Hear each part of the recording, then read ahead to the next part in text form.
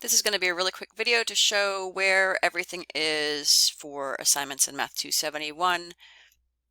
There are several different moving parts, but once you kind of get it all organized on your calendar, you tend to do better. Before each class, there's usually some prep work, which really you've got to do. It's kind of like a flipped class where you do the lecture-y, learny part outside of class and then the practice-y part in class. So make sure you do the prep work because you can't survive without doing that. It makes class so much better.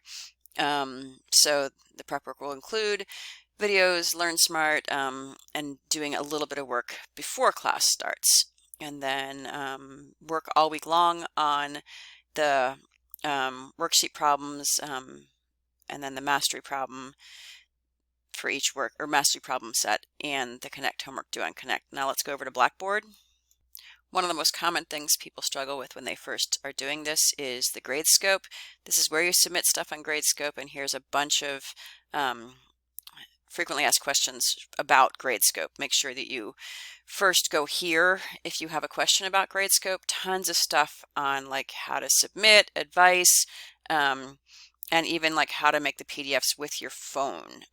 You can make PDFs lots of different ways, and once you've made the PDF, you need to go over to Gradescope. So you do the work, you make the PDF, you go to Gradescope, you submit it, and here's one that I've already submitted, and what Gradescope really makes it so that you can do is get lots of feedback.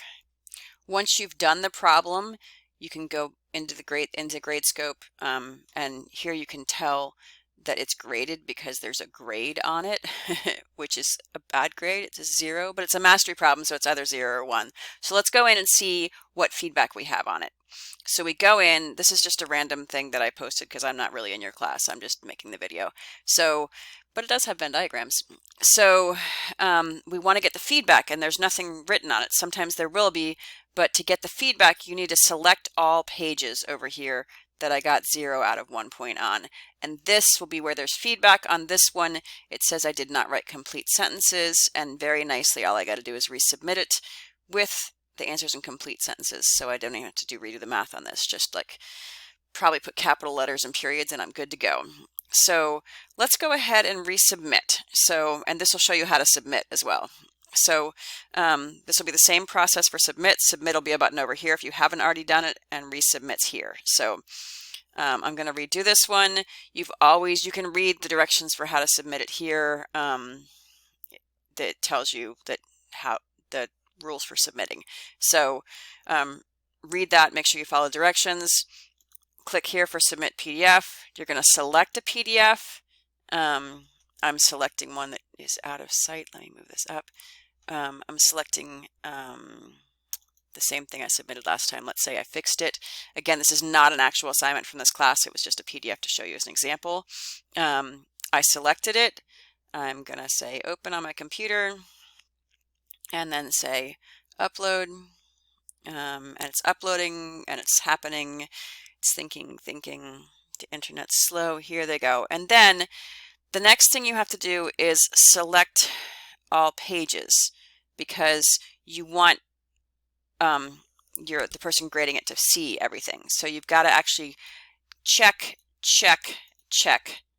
Make sure you've like selected everything that's relevant that needs to be seen. And if you don't have the green checks, then it's not going to be seen. So then down in the bottom, you're going to submit or resubmit. In this case, it's a resubmission, but just make sure that you select the pages. So submit, and then it says yay, and you get an email saying you actually submitted it. So yeah, the feedback is what's really great about Gradescope. So the main key on Gradescope is when you're turning it in, make sure you select all the pages, and when you go to get your grade, don't just look at the number, you've got to select the pages to look at the feedback. A vast majority of the feedback you'll get and the learning will happen from getting feedback on Gradescope. So look at the feedback. Okay, so that's mostly what you need to do on Gradescope, is make sure you're looking at the feedback. Now let's look at a couple other things on Blackboard. Let's look at Connect assignments here. there's the two different kinds of assignments. There's a Learn Smart that's kind of like reading the book, and then the homework. So they're both in here. They're linked for you. Sometimes the dates don't match, so make sure you read the announcements, because every now and then you'll get an extension and it will not be reflected here because of the way they connect to each other. So to make sure that you know when there has been an extension, that's when you read the announcements, which should be coming in your email. And if those aren't coming in your email, then there's something wrong with your email. Look in the spam, but also talk to the Mason IT people about why you're not getting Blackboard emails if that's happening. It's rare that that happens, but if it does, there's usually some setting or something they can fix through Mason IT. But if you're not getting announcements, they are coming fairly frequently. So just look at the announcements. You should, all the announcements that have come are back in here. They came as an email, and you should also be able to access them here. Well, you can access them here. So, yep, that was the Connect. And if you're having any issues with Connect, go down here to the Connect frequently asked questions and all sorts of stuff. It does work better on Chrome and Firefox. If that doesn't mean anything to you, this is the what is a browser to show you like what that means. There's different tools you can use to browse on the internet, and some of them work better with some things than others. Every now and then Blackboard will have a problem, and they'll tell us that it's currently not working right on Chrome or Firefox or some other platform or browser.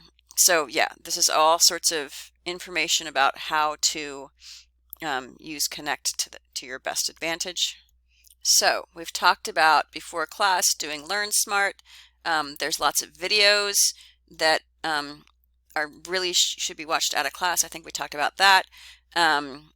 Let's talk a little bit about the written worksheet and the mastery problems. So there's stuff before class, but then, and you should work all week, but there's all these things all week. So the written worksheet and the mastery problems. The written worksheet is a group assignment that it's collaborating in this class is where a lot of the stuff comes. You collaborate during class and outside of class if you can.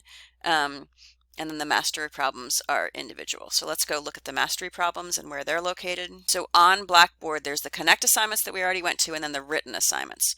Under written assignments, there's the worksheets that you will all have like for every week, and you should work on together. The collaboration and talking is huge.